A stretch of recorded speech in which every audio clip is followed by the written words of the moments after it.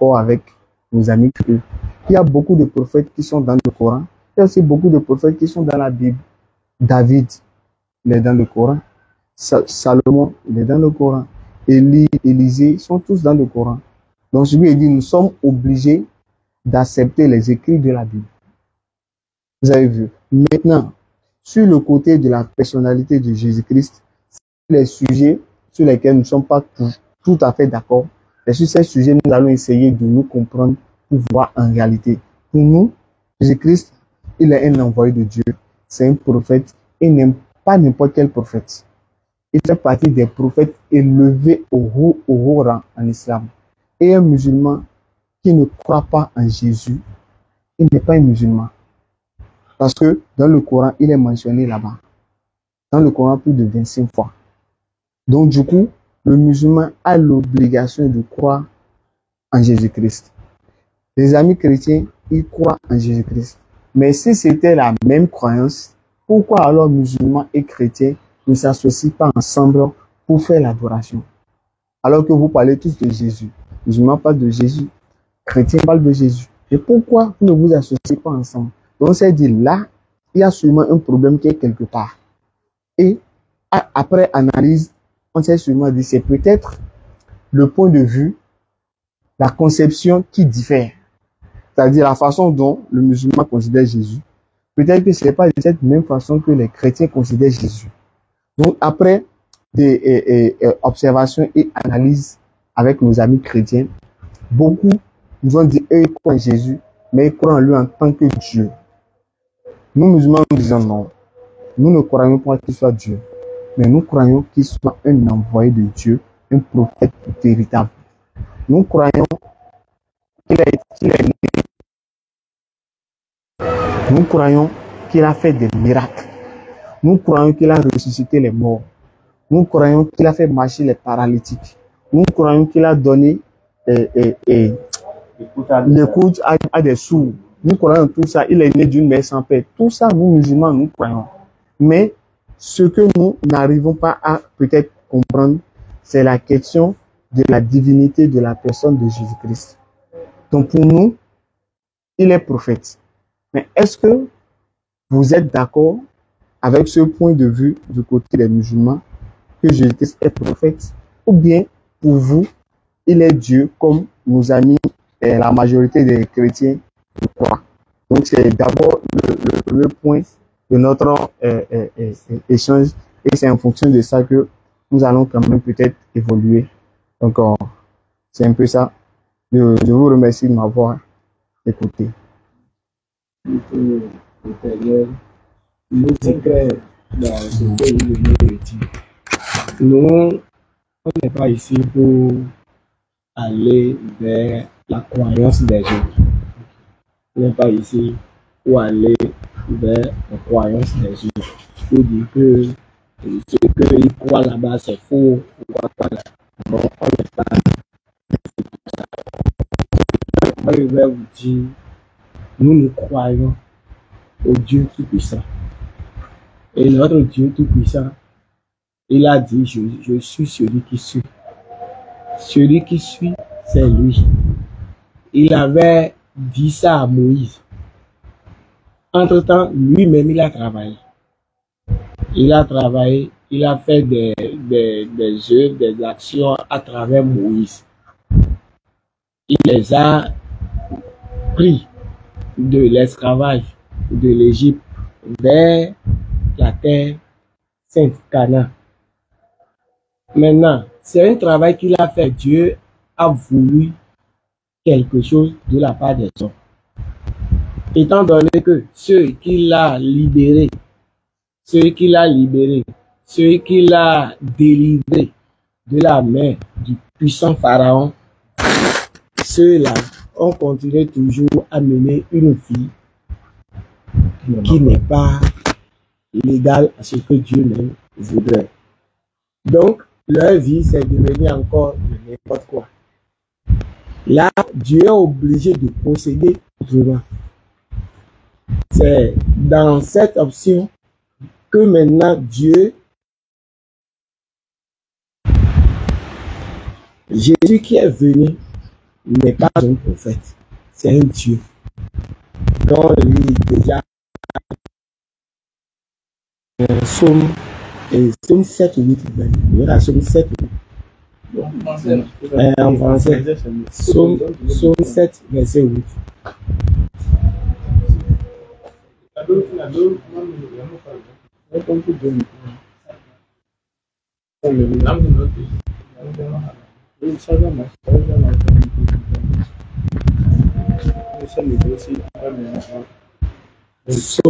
Psaume 8, verset 7. Psaume 8, verset 7.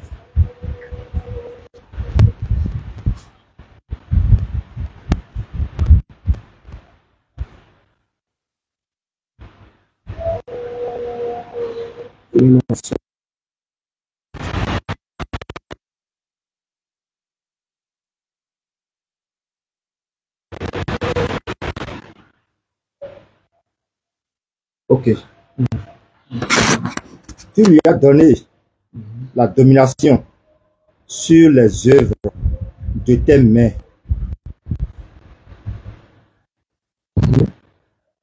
Tu as tout mis sous ses pieds. Verset 8. Les brebis comme les bœufs. Donc, il parle de Jésus là.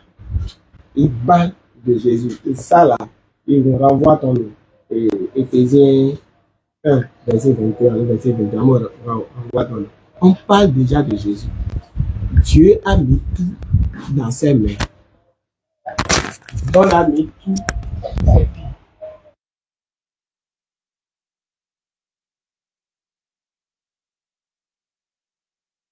Est-ce que vous voyez, vous voulez sauver les gens? Jésus, le nom là, c'est donné.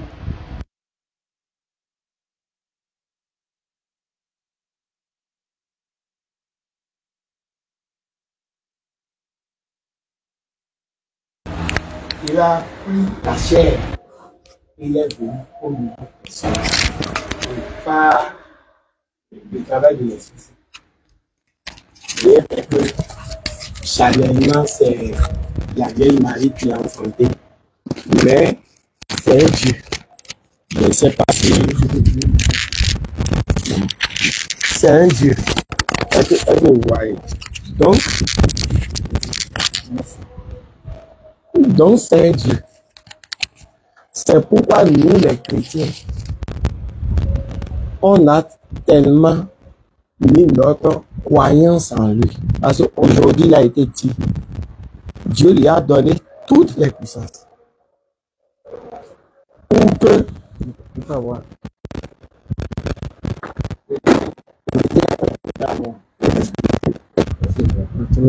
Éphésiens 1, verset 20, 27. J'ai dit qu'il avait donné Psaume 8, verset 7. Éphésiens. Psaume 1.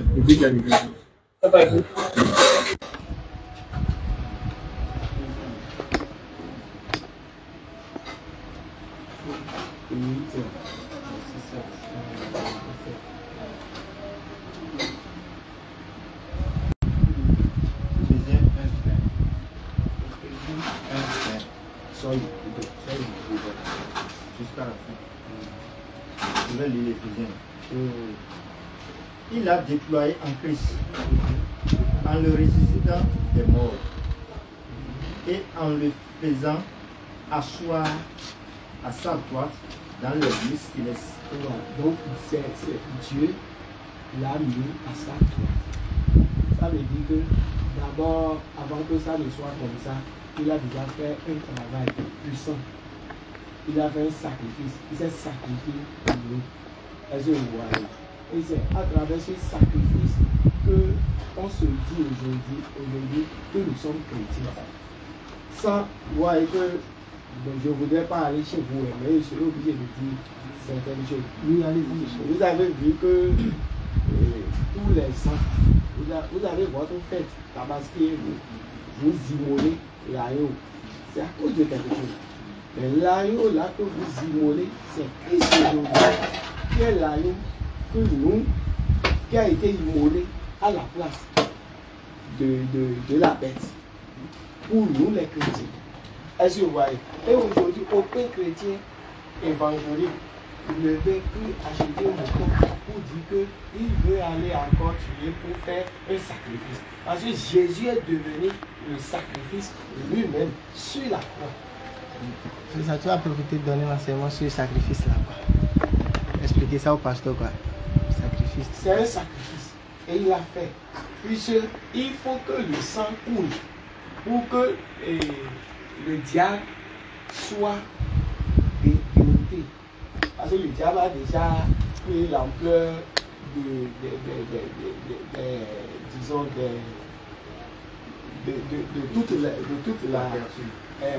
toute la communauté, et c'est lui qui gère tout ce qui est ici. Est-ce que vous voyez? Maintenant, pour dominer le travail du diable, on a envoyé Jésus-Christ. Est-ce que vous voyez? Quand Christ est venu maintenant, c'est pour que lui fasse un sacrifice. Et le diable sera mis. Non, c'est pas vrai. Pour qu'on puisse aller contre l'œuvre du diable. Donc, on peut éteindre le ventilo d'abord. Lui-même en sacrifice. Si vous voulez. Est-ce que vous voyez? Donc, c'est ça. Éphésiens 1, verset 27. Éphésiens 1, Éphésiens 1. Je peux vous aider. Oui. Éphésiens 1, Ok, Éphésiens 1, 20. Il a déployé en Christ, en le ressuscitant des morts. C'est Dieu qui a déployé en Christ, en le ressuscitant des morts. Parce que quand il s'est donné sa vie pour le sacrifice, là, il est mort. Est-ce que vous voyez? Mais Dieu l'a ressuscité. Aucun prophète dans ce monde dont on attend n'est pas mort et est encore ressuscité. C'est Jésus seul qui est ressuscité. Et c'est grâce à cette résurrection que nous croyons, nous, à la vie éternelle. Et vous avez posé une question au début, vous avez même dit que, vous avez dit, il est le chemin. Oui. Il est la vérité et la vie. Il a dit, nul ne peut aller au Père sans passer par lui. Ce Jésus qui est dans votre Coran là-bas, c'est lui qui est en train de dire, étant donné qu'il est Dieu, il a même dit dans Jean 17, personne n'a vu Dieu, si ce n'est pas lui qui est venu pour nous montrer, ou bien qui est Dieu. Est-ce que vous voyez? Personne n'a vu Dieu. Et qui, quand voit Dieu, ne peut même survivre. Est-ce que vous voyez? Donc, lui, il est venu dans la chair pour nous montrer qu'il est un envoyé. Et non seulement un envoyé, mais il est Dieu. C'est pour ça que des miracles ont été accomplis à cause de lui. Maintenant, quand il accomplissait ça là, son but, le travail même qu'il est venu faire là, c'est le sacrifice. Maintenant, ce sacrifice, c'est ça qui nous donne la force aujourd'hui de dire que nous suivons Jésus. Si on suit Jésus, en quoi nous le suivons? Nous le suivons parce que il a fait un sacrifice pour nous montrer que demain là, quand on ne serait plus dans ces corps, nous-mêmes, si on a vécu tel qu'il nous a montré, on a été exemplaire, on l'a suivi sans mensonge, on a laissé tout ce qui est sacrifice, tout ce qui est idolâtrie, et qu'on se met sur son chemin, ça veut dire que notre éternité est garantie. Je ne sais pas si vous me comprenez. On a une éternité garantie parce que tout homme qui vient sur cette terre va laisser, on va quitter. Est-ce que vous voyez? Mais où on va?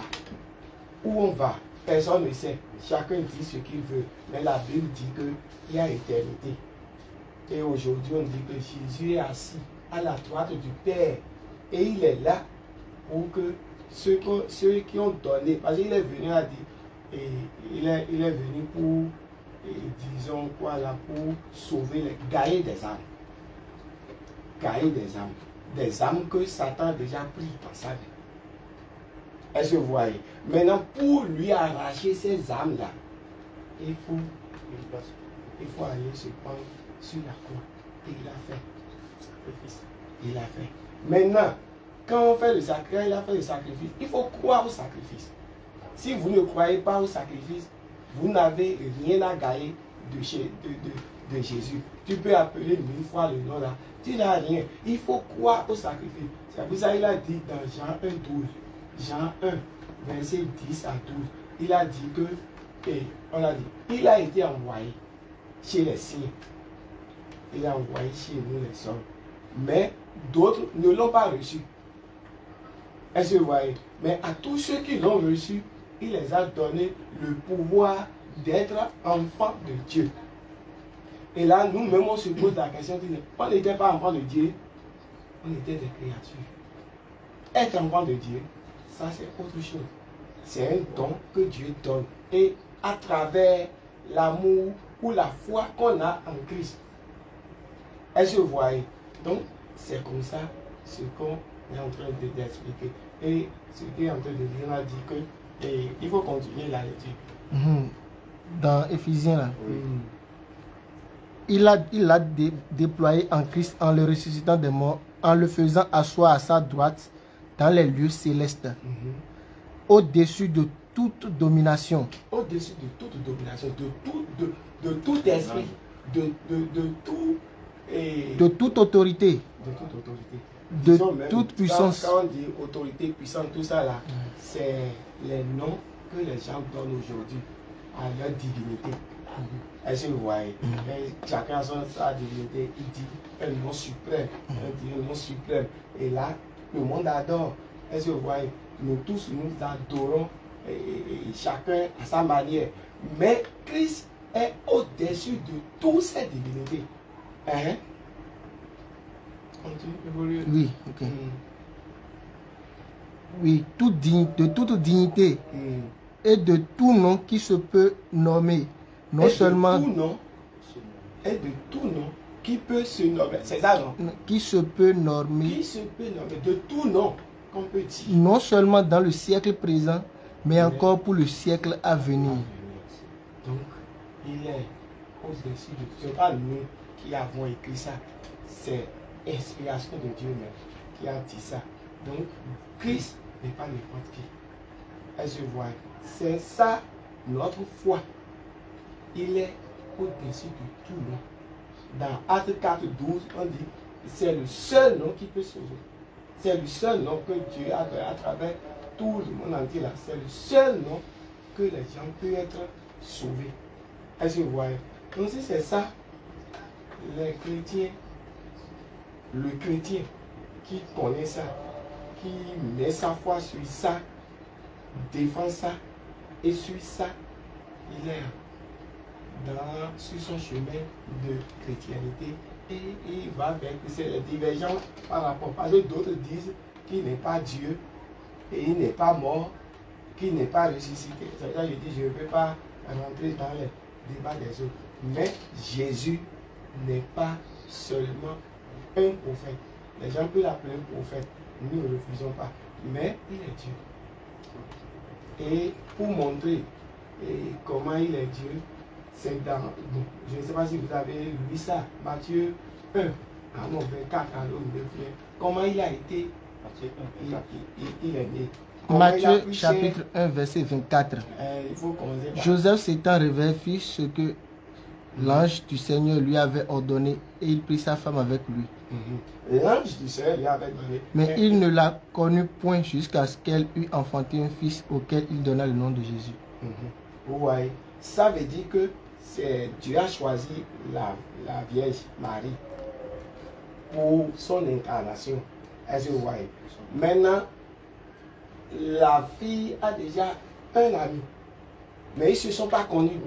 Mais quand la fille dit que je suis enceinte, l'autre a eu peur, il veut même quitter, la laisser. Et Dieu est venu ensemble pour dire non, il ne faut pas faire ça, il faut la garder telle comme ça. Mais elle est enceinte et elle aura un enfant. Et cet enfant, c'est Jésus. Ils ont dit encore, Jésus, voilà, il faut commencer à lire un peu. Oui, auquel il donna le nom de Jésus. C'est fini à 25, Matthieu 1. Il faut les verser, il va voir. Oui, c'est 25 là qui est, mais il ne l'a point connu jusqu'à... C'est fini le 25. Oui, Matthieu 1, là, ça sera fini. C'est 25, c'est bon. Ou bien vous voulez venir, ou bien... Allez vers 20. Elle enfantera un fils et tu lui donneras le nom de Jésus. C'est lui qui sauvera son peuple de ses péchés. Ouais. Il enfantera un enfant qu'on appellera Jésus. Et c'est lui qui sauvera son peuple de ses péchés. Comment il va sauver le peuple? C'est le sacrifice qu'il fera après. Parce que là, il est en train d'être né. Je ne sais pas si vous comprenez. Et en allant un peu, mais on a dit, et si même vous allez vers 21, on a dit Emmanuel. Aujourd'hui, là, Dieu ne reste plus dans... Voici, la vierge sera enceinte et elle enfantera un fils et on lui donnera le nom d'Emmanuel, ce qui signifie Dieu avec nous. Dieu avec nous. Dieu est dans notre cœur. Dieu ne reste plus... Et avant là, quand il parlait à Moïse, et c'est sur les montagnes, on entend les bruits, les s'ébranlent et les arbres. Il y a un bruit fort. Est-ce que vous voyez? Quand il parlait à Moïse. Mais maintenant, Dieu ne fait plus ça. Dieu s'approche des hommes. Il est dans notre cœur. Il est avec nous. Partout où nous partons, Dieu est avec nous. C'est à nous maintenant d'avoir la crainte de Dieu. C'est à nous d'avoir la crainte et c'est qu'il est avec nous. Il n'est pas ici, on ne le voit pas, mais il est au milieu de nous. Est-ce que vous voyez? À travers Jésus-Christ. Et je vais venir, quand Jésus a fait son travail sur la croix, il a promis aux gens qu'aujourd'hui, qu'il nous enverra l'Esprit Saint. Et c'est l'Esprit Saint qui va nous conduire. Aujourd'hui, on est sous l'emprise de l'Esprit. Est-ce que vous voyez? Il a dit, je vous enverrai l'Esprit. Et l'Esprit là ne va pas vous laisser orphelin. Il va vous guider, il va vous protéger, il va vous montrer des choses cachées que moi-même là, je ne vous ai pas montré. Est-ce que vous voyez? Je vous remercie pour l'enseignement que vous avez pu donner. J'ai pu souligner quelques points dans ce que vous avez dit, des trucs que j'aimerais quand même comprendre un peu pour que je puisse, pour qu'on puisse avancer par. D'accord, vous avez pris Éphésiens 1, verset 20. Jusqu'à la fin. Voilà. Je ne sais pas si Ismaël, tu veux. Comme il n'y a personne là, on devrait une vibration. Comme il n'y a personne là. Il y a personne. Vibration. Faut prendre Éphésiens 1, 20. Éphésiens 1, verset 20. Maintenant, donc, ok. Donc, la réponse, votre point de vue est que Jésus-Christ est Dieu, c'est ça? Votre point de vue. Michia. Et où est l'oeil? Éphésiens 1, verset 20. Éphésiens 1, verset 20. Il l'a déployé en Christ, en le ressuscitant des morts et en le faisant asseoir à sa droite dans les lieux célestes. Il l'a déployé en le ressuscitant des morts. Des morts. Qui a été ressuscité des morts? Jésus. Jésus qui a été ressuscité des morts. Donc Jésus-Christ a été ressuscité des morts. Mais Jésus lui-même, il est qui? Il est Dieu. Donc, c'est Dieu qui a été ressuscité. Il est Dieu. Il est Dieu parce que d'abord, il est Éphésiens, Colossiens 1, verset 8 à 9. Colossiens 1 et Colossiens 2. Fais-moi ce Colossiens 2. Okay, on va lire ça, puis on allait finir avec. Non, c'est toujours une réponse à vous. Okay, je voulais qu'on finisse avec Éphésiens avant d'aller sur Colossiens, quoi. Non, Colossiens là, c'est une réponse. Vous voulez savoir pourquoi il y a Dieu, non? Non, pas le pourquoi. Comme vous avez dit qu'il est Dieu. Éphésiens, on a lu. Colossiens combien? Colossiens 2. 2. 18 à 19, je m'en vais. 18.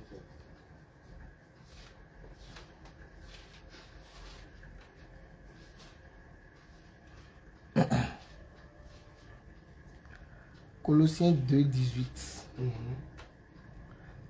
Qu'aucun homme sous une apparence d'humilité et par un culte des anges ne vous ravisse à son gré le prix de la course, tandis qu'il s'abandonne à ses visions et qu'il est enflé d'un vain orgueil par ses pensées charnelles.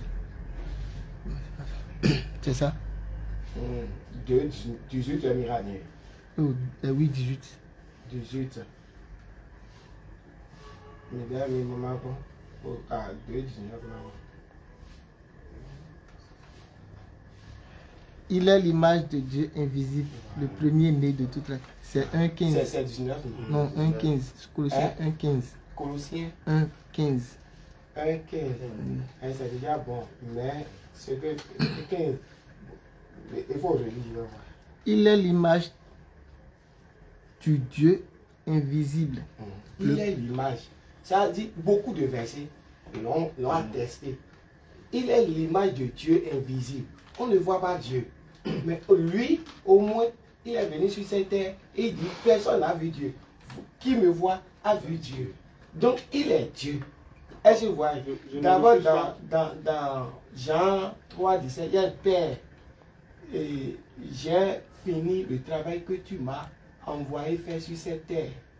Est-ce que vous voyez? Je ne refuse pas ce que vous dites, d'accord? Vous avez dit qu'il est Dieu selon votre croyance. Je n'ai pas dit non.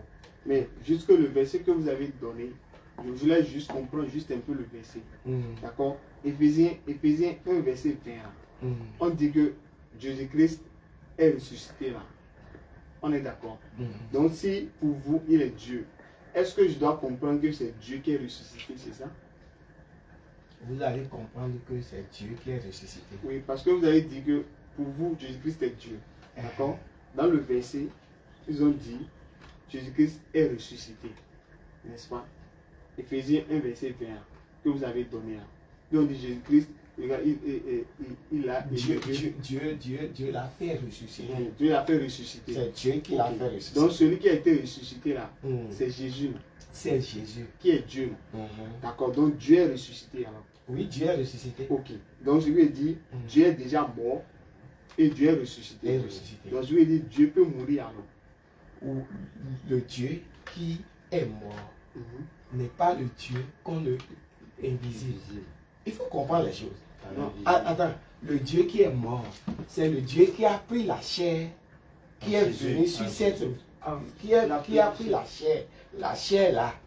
Est-ce que vous voyez? Dieu qui a pris la chair là, pour se faire immoler à la place de l'agneau qu'on tue. C'est lui qui est ressuscité. Il est mort pour montrer à tout qu'il est mort. Mais après sa mort, le 3e jour, il a déjà promis qu'il va ressusciter. Et il est ressuscité avec le puissant Dieu qui est invisible. D'accord, je viens. Je veux savoir. Dieu là, il est unique là. Ou bien? Oui. Il y a un seul Dieu. Oui. C'est un seul Dieu. Mais Dieu, on le connaît à travers le Père, le Fils et le Saint-Esprit. D'accord. Le seul Dieu là, le seul Dieu unique là, c'est lui Jésus, n'est-ce pas? Le seul Dieu, le Créateur, oui, c'est l'Éternel. Il dit, je suis celui qui suis. Okay, c'est lui le Dieu suprême. Ok, donc. Et c'est ça que je suis en train de vous montrer dans le Colossiens, dans les autres versets, que Dieu, ce qu'il est là, il a mis ça en Jésus-Christ. D'accord, je viens. Le Dieu suprême là, le Créateur des cieux et de la terre, c'est l'Éternel. C'est pas Jésus. C'est pas Jésus, c'est l'Éternel. Donc celui qui a créé les cieux et la terre là, c'est pas Jésus. C'est pas Jésus, c'est Dieu qui a créé les cieux et la terre. Mais Jésus nous a montré que avant que tout ne soit fait, qu'il est. Oui, je suis d'accord avec ça. Moi, ce que je veux comprendre clair pour qu'on avance là, le seul Dieu, unique Dieu, créateur de toutes choses là, c'est Jésus, mais c'est pas Jésus. Je dis, le seul Dieu, le seul unique là, l'unique Dieu là, c'est l'Éternel. Il ne s'était pas révélé en Jésus quand il était éternel. Non, je ne parle pas du nom. Je parle de le créateur là. Oui, c'est Dieu. C'est pas Jésus. C'est l'Éternel. C'est pas Jésus. Oui. D'accord. Donc si on comprend bien, le créateur de toutes choses là, c'est l'Éternel. On est d'accord. Donc celui qui a créé tout, c'est l'Éternel, c'est pas Jésus. On est d'accord. Ok. Maintenant, si c'est l'Éternel qui a tout créé, d'accord, alors l'unique Dieu véritable là, c'est l'Éternel alors. On est d'accord. Donc celui qu'on doit adorer, c'est l'Éternel, n'est-ce pas? On est d'accord. Maintenant, cet Éternel qui est unique là, est-ce qu'en dehors de lui peut avoir autre Dieu, à part de l'unique Dieu, l'Éternel là? Ok, je comprends ta question. Maintenant, s'il te plaît, lis-moi Colossiens là. Colossiens 1, 9. Colossiens 1, 9. D'accord. Et là, ça répond à ta question. Est-ce que vous voyez? Colossiens 1, 9. Et maintenant, 2, 9. C'est l'autre verset numéré là, non? C'est sur ça que tu as posé la question. Que je lise d'abord. Le verset. La question, non. Colossiens 1, 9. Oui. On avait. La question qu'il a posée, on avait numéré sur la base d'un verset là. C'est sur. Et je viens. Attends, je vais voir sur. Colossiens 1, 9. Oui, c'est sur Ésaïe 9, verset 5 là, non?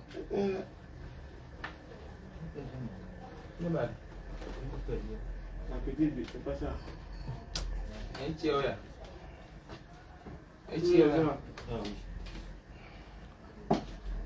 Ok, je lis selon Ésaïe 46, verset 9. Souvenez-vous de ce qui s'est passé dès les temps anciens. Verset 9. C'était par rapport à ce que oui, c'est que vous voulez utiliser. Souvenez-vous de ce qui s'est passé dès les temps anciens. Car je suis Dieu et il n'y en a point d'autre. Je suis Dieu et nul n'est semblable à moi. Oui, c'est ce que tu parles d'Isaïe. C'est un livre de prophétie. C'est un livre de prophétie.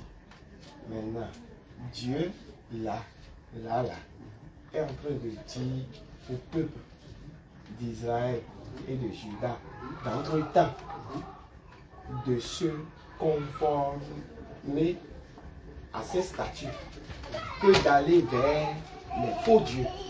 C'est pour ça, voilà, c'est pour ça qu'il est en train de leur montrer sa dignité, ce qu'il est. Parce qu'en ce temps, Jésus n'était pas né. Et en ce temps, c'est Dieu même qui travaillait. Il a dit qu'il y a le Dieu, le Père, le Fils et le Saint-Esprit. Donc c'est Dieu même qui le fait. C'est Dieu même qui prenait le devant de tout ce que faisait le peuple d'Israël à travers des prophètes. D'accord, excusez-moi. D'accord. Et vous avez dit, en ce temps, Jésus n'était pas encore né. Dans la chair. Dans la chair. Dans la chair. Il n'était pas né. Dans la chair. Mais quand on est, il était invisible. Quand on est, c'est dans la chair, forcément, on va naître. C'est ça, dans la chair. C'est pour ça que j'ai dit dans la chair. Maintenant, s'il n'était pas encore né, alors que dans le verset, l'Éternel Dieu dit, je suis Dieu, et il n'y en a point d'autre. C'est-à-dire qu'à part le Dieu qui parlait, c'était qui? Je comprends. C'était le Père. C'est le Père. Donc il n'en a jamais d'autre. Donc ce que dit que lui. Ce qui dit que le Père, à part le Père, il n'y a plus un autre Dieu. Ce qui dit que sur la base de ce qu'il a dit là, à part le Père, là, il n'y a pas un autre Dieu en dehors de lui. Je sais ce que tu dis, je comprends. Maintenant, lis Colossiens. Parce que Colossiens 1:9. La Bible ou bien j'ai bien compris. Et c'est ça, je vous explique que c'est le Dieu même qui parlait. Parce qu'il a commencé avant que Jésus-Christ ne vienne, ou bien avant que les prophètes ne viennent. Dieu même a commencé son travail quelque part. Et quand il travaillait au jardin d'Éden même, au jardin d'Éden, il montrait ce qu'il est. Il montrait ce qu'il est, son nom, sa puissance, il le disait. Je suis d'accord. Voilà. Mais quand les prophètes ont commencé par venir, c'est des envoyés. C'est des envoyés. Mais parmi tous les prophètes, aucun n'a été envoyé, immolé ou bien comme Christ. Donc Jésus est un envoyé alors. Il est un envoyé, mais Dieu. Il faut lire. Il faut lire. Il faut lire Colossiens 1:9. Colossiens 1, verset 9. C'est pour cela que nous aussi, depuis le jour où nous en avons été informés. Je n'ai pas dit 9, 1,19. Ah, excusez. 1,19. Ok, excusez. Je lis la lecture. Car Dieu a voulu que toute plénitude habitât en lui. Vous avez compris là? Ok, donc Car Dieu a voulu que toute plénitude habita en lui. Donc, à comprendre ce verset, c'est que Jésus-Christ est lui-même Dieu. mais c'est Dieu qui a donné ce qu'il est là. Mais il faut lire encore 2, 19. Le verset là, Colossiens 2, 19. 2, 19. Ce que Dieu est là. Sans s'attacher au chef, 2, 19. dont tout le corps assisté et solidement assemblé par des jointures et des liens tire l'accroissement que Dieu donne. C'est pas ça. Bon, Colossiens 2, 19. 2, 9. Ouais, 2, 9. Verset là, où peut revenir.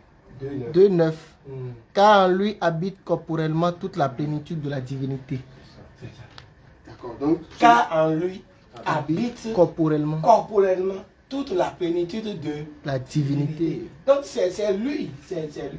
Et avant même qu'on en arrive là encore, hein, il faut lire Jean 1, à partir du premier verset. Oui, oui. Jean 1. Après, Non, c'est les versets qui peuvent nous... Oui, mais j'aime mon mot un peu. voilà. Ouais, Sinon, non, si on se suscite là, Avant que Jean 1, verset 1, Abia Momoura. oui, Jean 1, 1. Je suis à la page.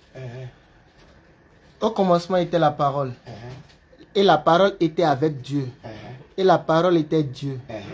Elle était au commencement avec Dieu. Toutes choses ont été faites par elle. Et rien de ce qui a été fait n'a été fait sans elle. Continue. Et en elle était la vie. Et la vie était la lumière des hommes. La lumière, lui, dans les ténèbres. Dans les ténèbres. Et les ténèbres ne l'ont point reçu. Continue. Il eut un homme envoyé de Dieu. Son nom était Jean. Jean, lui, il est venu pour faire et pour planifier le chemin de Christ. Il faut continuer un peu. Et te sauter un peu. Oh non, continue. Ok. Il le vint pour servir de témoin, pour rendre témoignage à la lumière, afin que tous crussent en lui. Il n'était pas la lumière, mais Jean n'est pas la lumière. il parut pour rendre témoignage à la lumière. Cette lumière était la véritable lumière, qui en venant dans le monde éclaire tout le monde. Elle était dans le monde, et le monde a été fait par elle. Et le monde ne l'a point connue. Elle est venue chez les siens, et les siens ne l'ont point reçue. Mais à tous ceux qui l'ont reçue, à ceux qui croient en son nom, elle a donné le pouvoir de devenir enfants de Dieu. Continue un peu. Lesquels sont nés, non du sang, ni de la volonté de la chair, ni de la volonté de l'homme, mais de Dieu.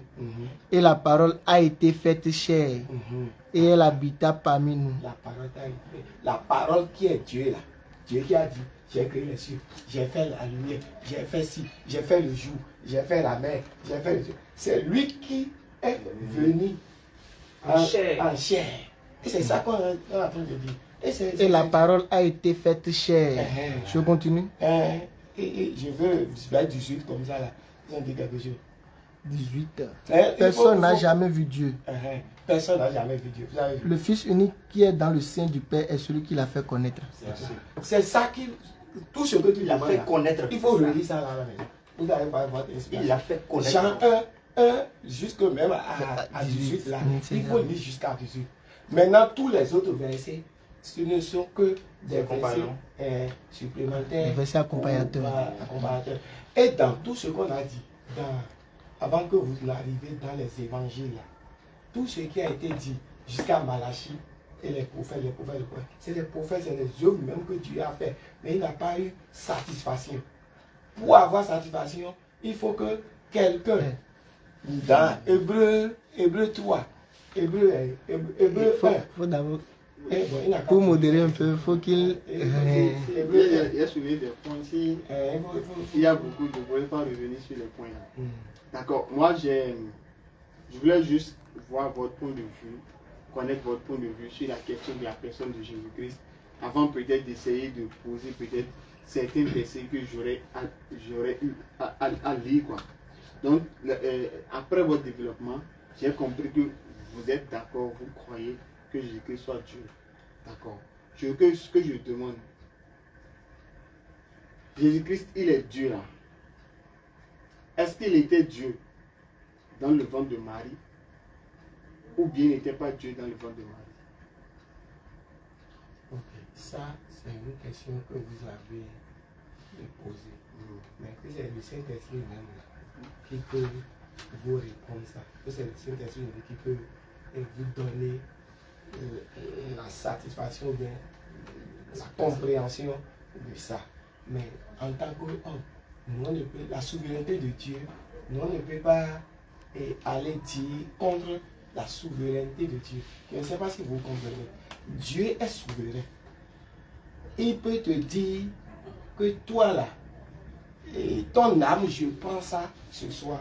Et il prend. Il peut te dire, toi là, il est souverain. Donc, s'il a choisi que un de ses anges, disons peut-être comme ça, qui est avec lui et qui dit Dieu, les paroles nous ont montré qu'ils viennent dans le ventre de quelqu'un et mystérieusement ça a été fait.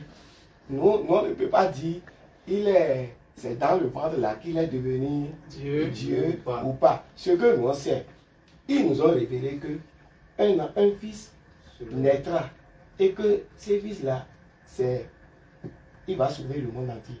Et il s'appellera Jésus. D'accord. Pourquoi je demande ça? Si on considère, vous-même vous m'avez dit tout à l'heure que d'abord, excusez-moi, pour vous mieux répondre encore à ça, les Hébreux 1, Hébreux 1, Hébreux 1, verset 1, j'ai 3 minutes. Hébreux 1.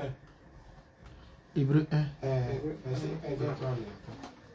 Là, je me pose encore mes questions. Non, c'est tes questions. On ne te répond pas avec satisfaction, même nous, on ne sait pas. Par exemple, j'ai pris Éphésiens là maintenant. Je n'ai pas parlé sur Éphésiens et vous allez laisser, on est allé dans Colossiens. Maintenant, je vais parler, vous allez quitter, vous allez dans Hébreux encore. C'est cette question qui nous amène à moi j'avais dit, on allait rester sur d'abord Éphésiens, que nous comprenions ça. On ne peut pas te dire la vérité sans la parole. Non, c'est ça il dit. Quand on a donné Éphésiens, on allait rester sur Éphésiens là d'abord. Si on comprend, c'est bon, maintenant on allait passer sur autre chose. Mais Éphésiens là, on n'a pas fait ça et vous avez pris Colossiens. Maintenant, Colossiens. C'est la Bible qui donne la vérité. Oui, c'est le verset biblique qu'on lit. Mais je vois ce qu'il dit. Si on prend un verset, j'aurais voulu qu'on comprenne ça bien avant d'aller sur un autre verset. Maintenant, tout ce qu'on a dit là, tu n'as pas compris. Non, ce n'est pas que je n'ai pas compris. Mais seulement que s'il y a un verset, il faudrait qu'on aille étape par étape pour qu'on puisse comprendre le verset avant d'aller à un autre verset. Sinon, si les versets sont beaucoup, ça serait beaucoup, mais au final, ce n'est pas la quantité qui compte ou bien. Mais c'est la qualité de l'enseignement qui compte. Donc on peut prendre un verset, si on comprend ça bien, maintenant on va sur un autre verset. Vous comprenez ce qu'il dit. D'accord. Maintenant, avant qu'on vienne sur Hébreux là, quand on a pris Éphésiens 1 verset 20, d'accord, on a dit, et l'Éternel, il a élevé. Il a ressuscité. Et il a ressuscité. Donc j'avais demandé, celui qui a été ressuscité là, c'était qui? C'était Dieu.